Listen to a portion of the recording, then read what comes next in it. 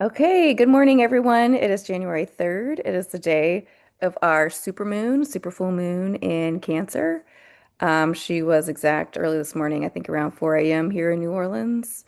What I'm going to do is bring up the astrological chart and talk about that, and then I'm going to read a little bit of astrology to what I believe is going on. So I'm sharing my screen, and I'm going to tell you guys how everything looks is kind of different. So hopefully I can talk you through this because on one window it looks like I'm in front of the chart, and then another window it just shows me. So I'm going to see if I can move this up so it looks like it makes sense. You guys can see at the time of the transit, it was at 4 a.m. And the moon was exact. She was 13 degrees, 0 seconds. You can see her in Cancer. Let me see how this is looking. Yeah, so it'd be over this shoulder. You could see in Cancer, she's up top. You can see her at the moon. And then closest to this shoulder, you guys will see Capricorn. And Capricorn is chock full of planets and asteroids. So if you look, you can see an asteroid that kind of looks like a palm tree, like a crazy palm tree. And it's at 1 degree and then 43 seconds, and then it has a little squiggly by it that represents Capricorn. So that's Juno. We have Juno at 1 degree of Capricorn. We have Mercury at 2 degrees of Capricorn. We have Venus at 12 degrees of Capricorn, Vulcan at 12 degrees, the Sun at 13. The Sun was at 13 degrees 1 minute, and then exact opposite was the Moon at 13 degrees 0 minutes to give us our full supermoon. And then you see at 14 degrees of Capricorn, we have Mars. And then at 25 degrees of Capricorn, we have Vesta. And the fact that we have Venus and Mars uh, conjunct the sun that closely, that's pretty rare, you guys. And in the sign of Capricorn at the time of this full moon. So again, and I know I do talk about this a lot. This to me is this idea of realigning the masculine and feminine energies within us. You know, Capricorn is a sign of work. Capricorn is ruled by Saturn. Saturn rules time and boundaries. Saturn right now is still hanging out over here in Pisces at 26 degrees. And Neptune, conjunct Neptune, who's just sitting there at 29 degrees of Pisces, waiting for Saturn to catch up with him, and they will both move into Aries together. And since I'm already talking about Aries, you guys can see Chiron. Chiron looks like that key. Um, so it looks like a K with a circle at the bottom of it. That is Chiron, and Chiron is now direct. So that's pretty exciting. Chiron has been retrograde in Aries, and now he has learned his lessons, the understanding of healing of the self, and is ready to start moving on, And he has been conjunct Eris, who is the anchor, um, for months now. And so she's been bringing in this discord, right, to shake up. She's still retrograde. You can see that little RX. She's still retrograde, but to bring in the discord to make us understand that we aren't what we believe our problems to be. We aren't what we think our wounds are. You can overcome those, right? You can learn new things. You can move beyond um, what you thought were your boundaries, right? In a healing and loving way, right? I put that video up I don't know, days, no, a few weeks ago, about Chiron's now getting rings, right? And they don't know, right? So, but it is this way to me. The universe is showing we are expanding, we are changing, we can be different. We're coming out of just so many years of the same thing, right? The Kali Yuga, right? And now it's this new beginning. And then you can see Mars, Venus, the Sun, Juno. they're all stacked up together in Capricorn, and Capricorn is the sign of work. And how are we going to start working? Um, how are we going to start working for this year? But also, how are we going to start working for the season, right? The season of winter that we've now come in. What do we want our winter to look like? And this is telling me, and I've been talking about this a lot, I know, and sometimes I guess it could get a little redundant, but it is this idea of realigning ourselves, coming out, people use the word with being authentic. And this is where we're at with this. And the fact that Juno is at that 0 degree point, or excuse me, 1 degrees, those 0 to 1 degrees points and signs are always karmic turning points. And to me, this is Juno coming back, right? Reclaiming herself, reclaiming this is the way we should quote unquote work here in the sign of Capricorn, but just as ourselves. Okay, actually, then I think what I'll do is read from my book about Juno, because to me, this is all signaling the return of Juno, the return of Jupiter, and it is signaling the end of Hera and Zeus. And I'm going to read from my book. Is that what we're supposed to do? People hate that. Uh, I can see. It's a good book, you guys. If you don't have it, I recommend 10 out of 10 stars, would recommend. Okay, so we're going to read about Juno. Okay, also known as Uni. Let's see if I can see this. Sitting on my couch, balancing all this stuff on pillows. It is 10 out of 10 also operation over here at Jamie's house. Okay. Juno is the queen of the Roman region. She is an ancient spirit who preceded the Romans in the area. They may have received her from the Etruscans or one of the Italian tribes. In her earliest incarnation, Juno was the spirit of time, in charge of organizing the orderly division of time. Okay, and then Jupiter, Lord of light and ruler of the daytime. Okay, so just put a pin in that. But Juno is the ruler of time. Right now, she's come into Capricorn, who is ruled by Saturn. And we also see Saturn as Father Time. So she's coming back. Um, Juno was the spirit of time, in charge of organizing the orderly division of time. In this capacity, she rules the menstrual cycle, the earliest calendar. This is what stuck out to me about that. The sun and the moon is in a supermoon in Cancer at 13 degrees. The number 13 is associated with women's menstrual cycles because women usually have 13 cycles a year. So the fact that Juno comes in at the time that the sun and the moon are at 13 degrees to have the supermoon signal to me this is also her saying she's back. Okay.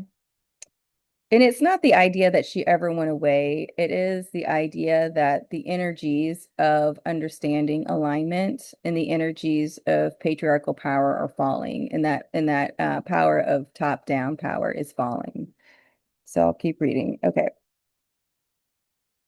Matron and protector of women, Juno is involved in every stage of female life. Um, Juno has become identified with Greek Hera, as if Juno is merely another nation's name for Hera. Myths of Zeus and Hera are recounted with the names of Jupiter and Juno substituted. Hera and Juno do have many similarities and common concerns. However, they are not the same. Their natures are quite different. Juno is not an abused, jealous wife. Juno is calm, regal, serene, and usually a very reasonable spirit. She is not as volatile as Hera. And that is important. Favored people, women, children, men of military age, whether or not they're in the military. And then those were during her months. Her iconography depicted as a veiled woman bearing a flower in her right hand and holding an infant in her left. Her animals are snakes, goats, wolves. Juno drives a chariot drawn by lions. Love that. Birds are peacocks, crows, and geese. The tree is the fig, the flower is the iris. Her planet is the moon. Juno has an asteroid named in her honor. And so her planet is the moon. The moon is in Cancer right now. Jupiter is in Cancer right now. And we say Jupiter is exalted when he's in Cancer. So remember that. Her number is the number one.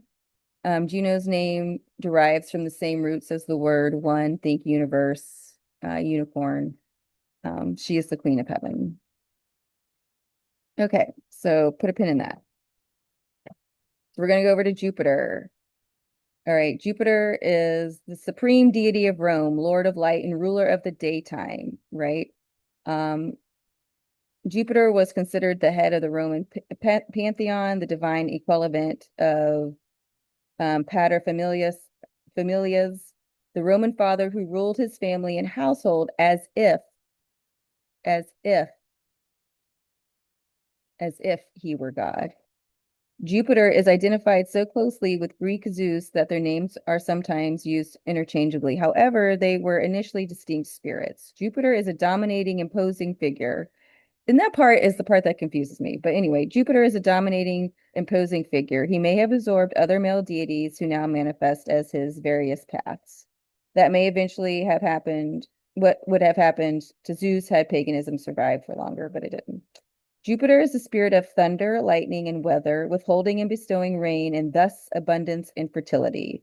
He presides over the Roman pantheon, but is a remote figure compared to the beloved Mars and Juno, who were actively involved in people's lives. And that always makes me chuckle because Jupiter in our solar system is an outer planet. But we do see Mars and Juno, so like Mars and the moon, as personal planets, and they are involved in our lives. So even then, Jupiter was out there, Mars and the moon were right here. Okay, it says, let's see, manifestation. Jupiter traditionally manifests as an imposing, virile, bearded man. But the word jovial technically means Jove-like and indicates someone who is good-humored and inclined to make people merry. So that's the part where I get a little confused about Jupiter. Okay, consort Juno. An earlier consort may have been Diana, Lady of the Night. As part of the Capitoline triad, Jupiter has two consorts, Juno, who sits at his left hand, and Minerva, who sits on his right hand, which is always father. Funny because I always think of when they say the right hand of the father. Well, guess who's there? Minerva. Okay. Um, so we see Jupiter. He is daytime. We have Juno, who is nighttime. They work together. And that is, to me, what is coming back, what we need to learn. This is what this full moon is teaching us. And again, like I said, the thing that's also like crazy bananas is that right now Jupiter is in Cancer. Cancer is ruled by the moon. The moon is Juno, who is in Capricorn, where the sun is, right? And she's like, oh, hey guys, I'm back because we've got to work together. Um, we've got to understand the balance between light and day. We've got to understand the balance between our masculine and feminine energies. Mars is at 13 degrees. No, sorry, Mars is at 14 degrees. Venus is at 12 degrees. Who's in the middle? The sun, right?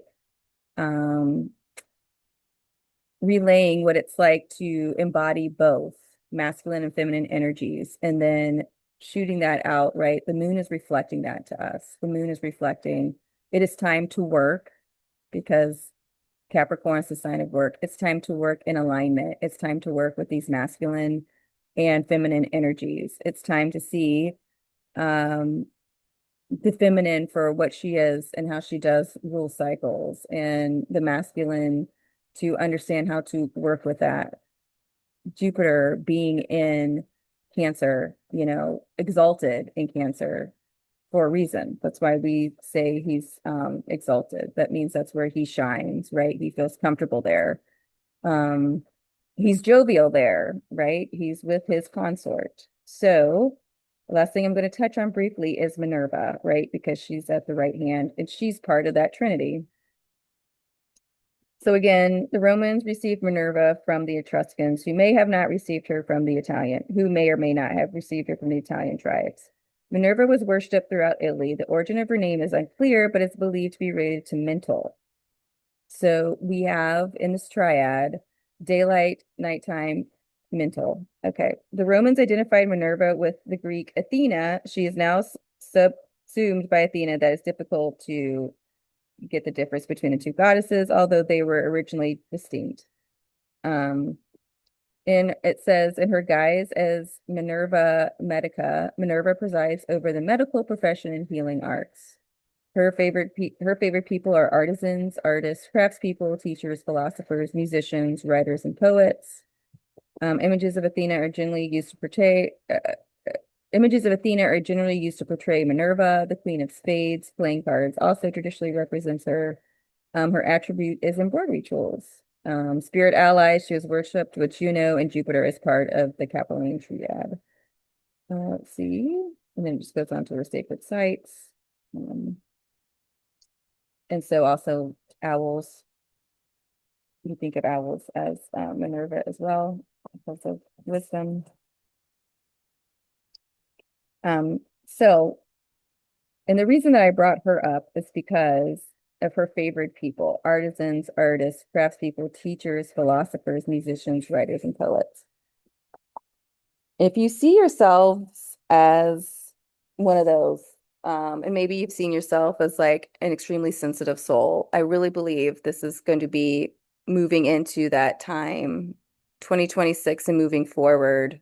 Um, that energy that, craftspeople have, or medical people, or, just that idea of artist and poetry. I always think that is a beautiful blend. And even if you don't see yourself as an artist, as a poet, right? But, a lot of us listen to music, a lot of us watch movies.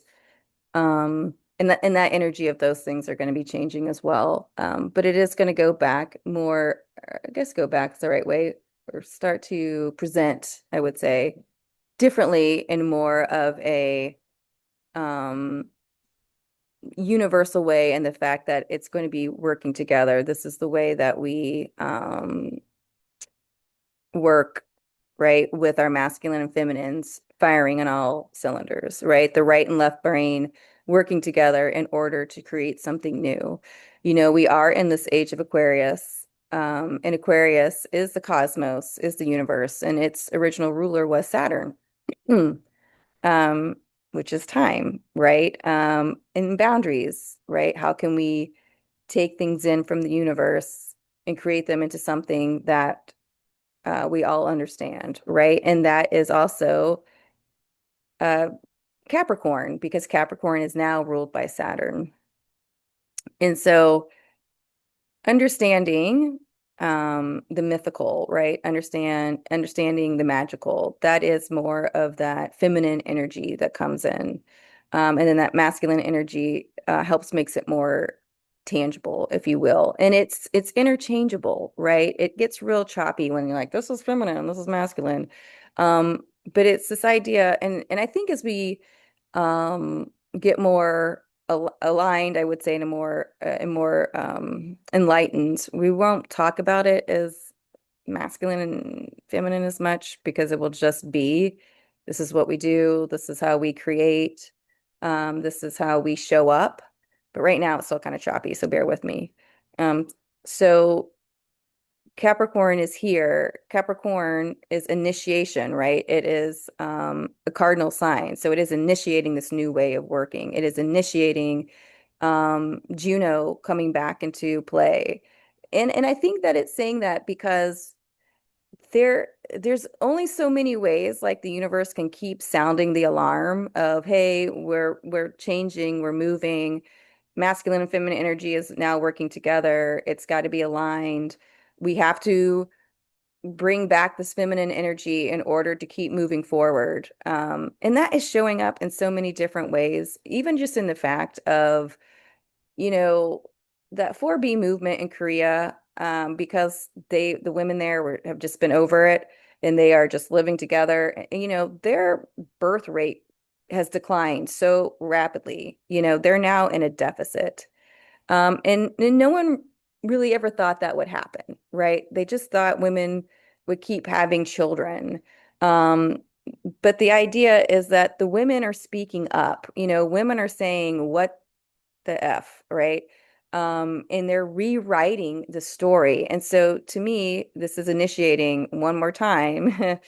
We have to start incorporating this feminine energy. She knows how to run things. She knows her self-worth, right? She knows who she is. That's the Empress card that we speak of.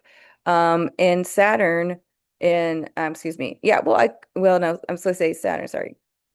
Capricorn is initiating this. It's time. It's go time. Right now, Venus is at 12, Mars is at 14. They're basically on top of each other as one, and which means they're in direct line of this energy of the sun.